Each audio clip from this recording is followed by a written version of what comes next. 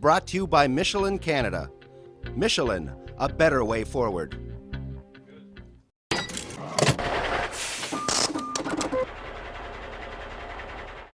The trucking taxation world is one that's confusing to many owner-operators and small fleets, and even individuals that have spent their lifetime studying it, like Scott Taylor, Vice President of Transport Financial Services.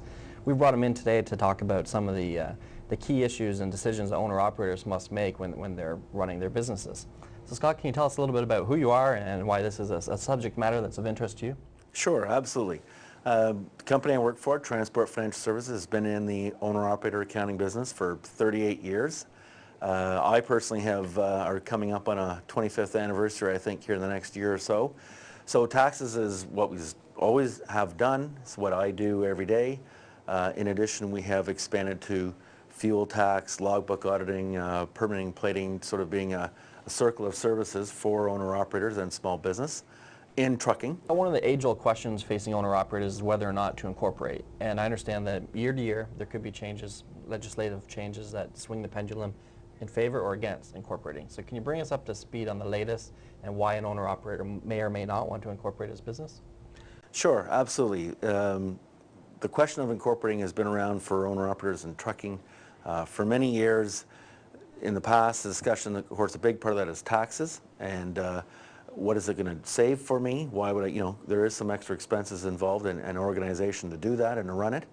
The question's always also been concerning about liability issues and, as the driver or owner of this business, if I'm incorporated and there's an accident or there's a bad debt to face, is it going to help me out?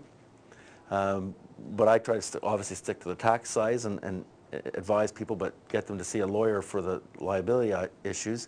On the tax side of things, it's quite simply that Revenue Canada was changing their focus on meals and how for years sole proprietors were all allowed to, like drivers, use their logbooks for meal claims.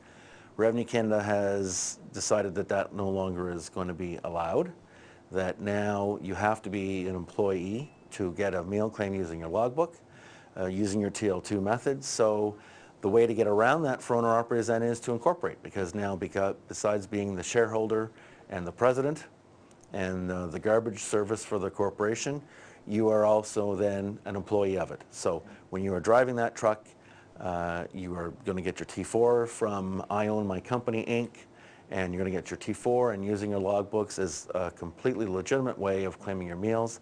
And now you are out of that potential hassle with Revenue Canada on claiming meals. Because claiming, for all these years I've done this, and people that do and don't eat a lot on the road, no one has ever brought in to me thousands and thousands of dollars of meal receipts. It just doesn't happen. So when you're looking at $17 a meal, 3 meals a day at 80% now, that's a lot of money every day that you could be deducting and then, of course, saving taxes on. And to not do that and to stay as a sole proprietor, you might be giving up a lot of money. Of course, it depends on what kind of routes you're running. Trucking has changed as well. People are doing more smaller loops. They're not necessarily leaving on Sunday night and coming home Friday night. People are home more often, so that logbook may or may not be a big deal if you're not gone 12 hours sleeping on the road. Your meals might only be 50% if you're not sleeping on the road and gone for the required number of hours and distance. But if you're at 80% and you're gone most of a week, it certainly can add up to a lot of money. Okay, it sounds like a little bit of work now could save you a lot of hassle down the road if you incorporate. Absolutely. I think that oftentimes incorporating, quite frankly, just scares people away. And yes, anyone would be lying to say that it's not a little bit more work. But I think, like anything, any old dog can learn a new trick. And if you got through that first year of doing it, and with the right kind of help to make things as simple as possible, it can easily be managed. And I think in the long run, most people are happy that they have done it.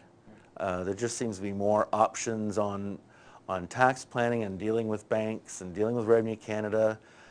Over all these years, I can't tell you how many times people have told me that a year or two into it, they can't believe how it just seems like they have more money. And I think the structure of a corporation just makes people budget and just look at things a little bit differently, and then ultimately they just run their business better. Okay, perhaps it makes you become more disciplined.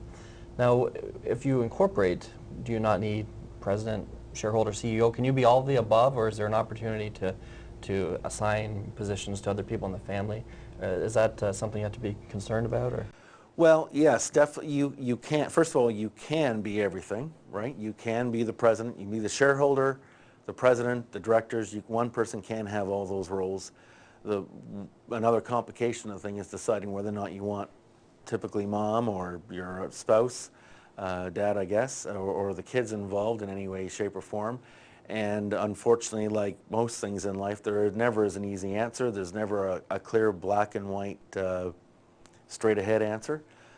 There's always pros to bringing in your spouse into the business, whether it's by title or by actions of what they're doing, and there's cons to it. So again, that answer could change too.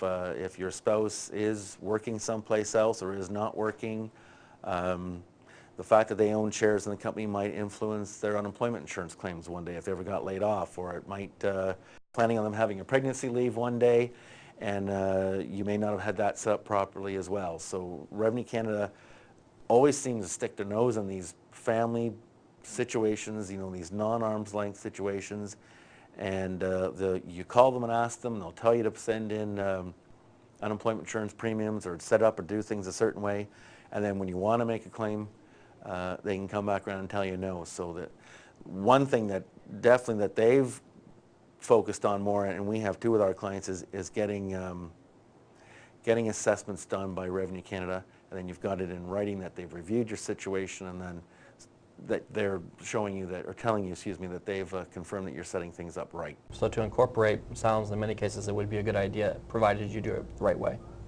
Right. Any good idea can go wrong, so you have to do it the right way.